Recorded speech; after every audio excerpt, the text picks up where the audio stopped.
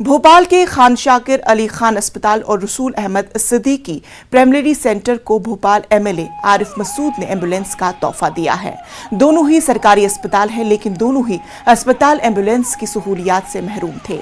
Bhopal MLA Arif Masood के जरिए राहुल गांधी की क़यादत की हिदायत पर कोरोना कहर में एमएलए फंड से खान शाकिर अली खान अस्पताल और रसूल अहमद सिद्दीकी प्राइमरी सेंटर को एम्बुलेंस देने का वादा किया गया था, जिसकी तकमील अब मुकम्मल हुई है। इस ताल्लुक से भोपाल एमएलए आरिफ मसूद कुछ इस तरह अपने ख्यालात का इजहार करते हैं।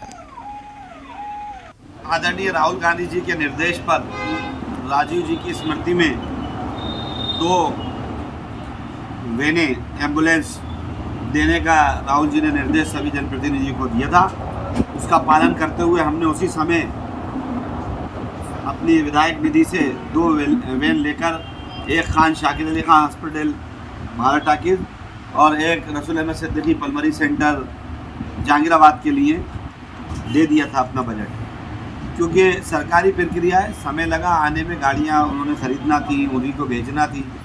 सारा क्रम कंप्लीट होने के बाद आज वो वेनें हमको फिज़िकली मिली, तो हमने सुप्रिटेंडेंट के हाथों दोनों वेनों की चाबी देकर दोनों अस्पतालों को